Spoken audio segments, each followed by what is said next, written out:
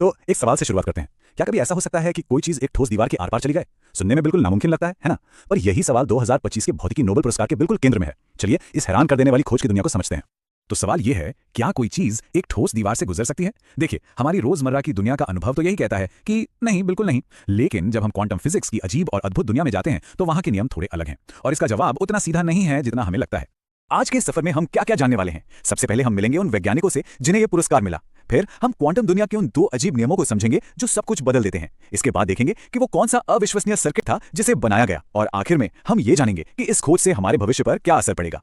तो चलिए कहानी के पहले पड़ाव पर चलते हैं। कौन हैं वो लोग, वो वैज्ञानिक जिन्होंने इस मैक्रोस्कोपिक यानी कि बड़े पैमाने के चमत्कार को सच कर दिखाया?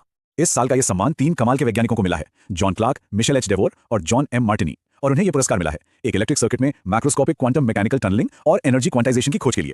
अब ये नाम सुनने में काफी भारी भरकम और मुश्किल लग रहे होंगे, सही कहा ना? पर चिंता मत कीजिए, हम इन मुश्किल लगने वाले शब्दों को एक एक करके बिल्कुल आसान भाषा में समझने वाले हैं।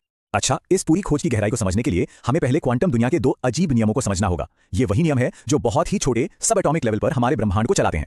जरा इन 2 दुनियाओं को देखिए। एक तरफ है हमारी जानी पहचानी अपनी दुनिया।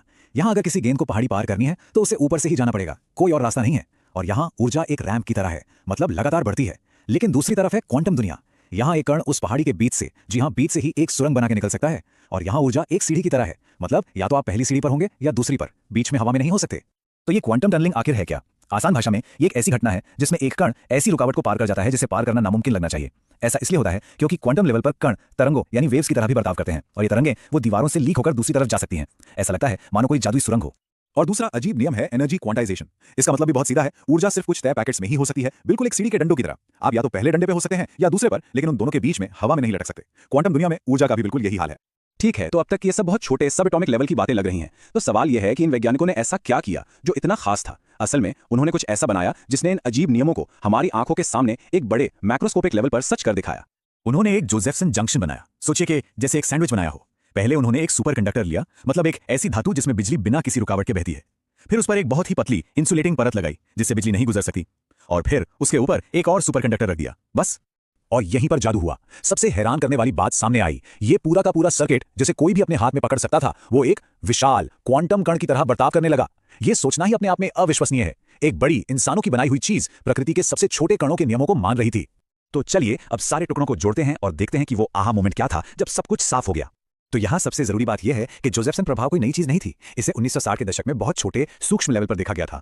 लेकिन इन वैज्ञानिकों की असली कामयाबी ये थी कि उन्होंने इसे एक मैक्रोस्कोपिक स्तर पर कर दिखाया, मतलब इतना बड़ा कि उसे देखा और छुआ जा सके। यही असली ब्रेक थ्रू था, क्वांटम दुनिया के अदृश्य नियमों को हमारी दुनिया में साबित कर देना। तो उन्होंने असल में देखा क्या? ठीक वही 2 अजीब क्वांटम नियम जिनके बारे में हमने अभी बात की। पहला टनलिंग, याद है वो पहाड़ी वाली बात? यहाँ बिजली उस इंसुलेटर से पार हो गई जहां से उसे बिल्कुल नहीं गुजरना चाहिए था। और दूसरा क्वांटाइजेशन, वो सीढ़ी वाला उदाहरण याद है? बिल्कुल वैसे ही सर्किट की ऊर्जा सिर्फ कुछ खास लेवल पर ही मौजूद थी, बीच में कहीं भी नहीं। तो आखिर ये सब इतना मायने क्यों रखता है? ये सिर्फ एक दिलचस्प वैज्ञानिक प्रयोग नहीं है। ये खोज भविष्य की टेक्नोलॉजी के लिए वो दरवाजे खोलती है जिनके बारे में हमने सिर्फ सोचा ही था। इस खोज की वजह से भविष्य की टेक्नोलॉजी का दरवाजा खुलता है। सोचिए, हम ऐसे क्वांटम कंप्यूटर बना सकते हैं जो आज के सबसे तेज सुपर कंप्यूटर से भी लाखों गुना ज्यादा शक्तिशाली हों। हम ऐसे सेंसर बना सकते हैं जो एक अणु जितने छोटे बदलाव को भी महसूस कर सकें। और शायद सबसे बड़ी बात, ये हमें ब्रह्मांड के 2 चेहरों क्वांटम